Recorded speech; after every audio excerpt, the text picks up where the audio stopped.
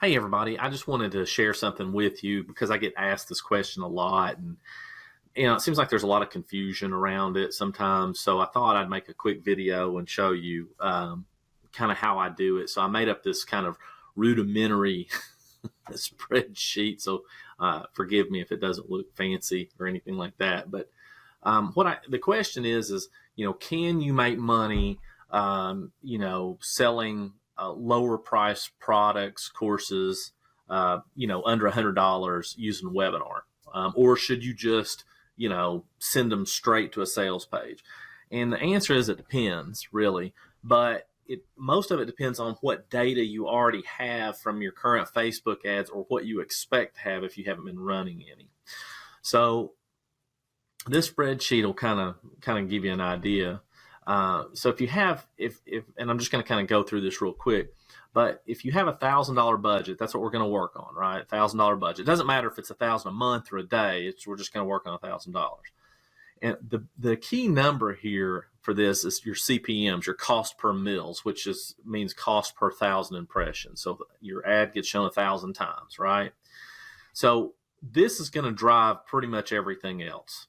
Okay. Now, if you already have data, right, if you've already run webinars before or conversion ads before or whatever, you may already, to your target audience, you may kind of have an idea of what that's going to cost you. So let's just say it costs you $20 per 1,000, right?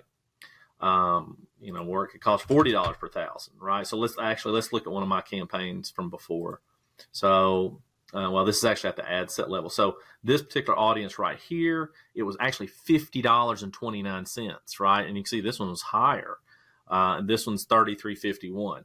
But something you should note is, just as a side note, is even though this one was a much more expensive one, it also was the lowest cost per lead because there were 17 leads out of 23 clicks, right? So almost everybody who clicked on the link opted in. I mean, that was a lot. That was a high conversion rate. So you have to factor those things in. Now, this was not for a webinar, though. Let me just point that out to you.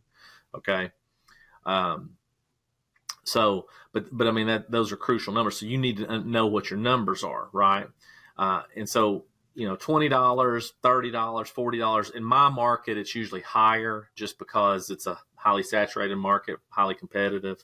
So you just need to know your market. But let's just say it's $20, right? And your click-through rate, which you would find, so you look at here, that's that. So there's your link clicks, your cost per click, and you want to be under the performance and clicks section, but your CTR, I know my face is there, sorry. CTR link clicks, that's the crucial one, not CTR all clicks, but link clicks. So in this case, it's 2.29. You can see this one's 0.85. This is 1.02, and so on and so on. But you want to know what your typical click-through rate is. So let's just say it's 2%. Then that means if you spend $1,000 at $20 per 1,000 impressions with a 2% click-through rate, you're going to get 1,000 clicks, meaning 1,000 people to the landing page. Now, on a webinar, typically this is kind of high for a registration rate on a webinar, but let's say it's 40% or maybe it's 35%, something like that. Then you're going to have 350 registrations. If your show up rate live is 25%, then that means you're going to end up with 88 attendees. Now, this part right here, your closing rate, is a point of contention because some people, will say they have these really high closing rates, and some people say, well, they're really low, and it's all over the board. Only okay, if you've run them before, what your closing rate is on it. But let's just say it's 10%. So you're going to try to close 10% of the 88 people who attended, okay? So that would be 8.8 sales. Yes, you could round it up. I just don't right here. I like to have a more accurate number, if that makes any sense. The cost of the product, so it's under $100, is $97. So what happens? Well, my revenue, so if I sold 8.8 at $97, that's $854. But I spent $1,000, so that means I lost $146 on my ads if these numbers hold, right?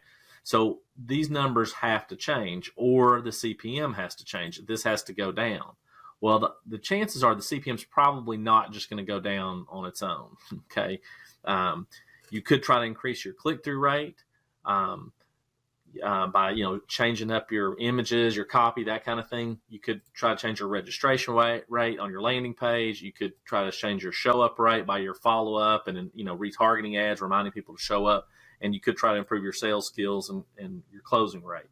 But something's going to have to change in order to make that right there profitable. Okay. Now, what if you sell directly to your clients or your audience? Okay, so let's say you take that same $1,000 with $20 CPMs, and your click-through rate's 1.25.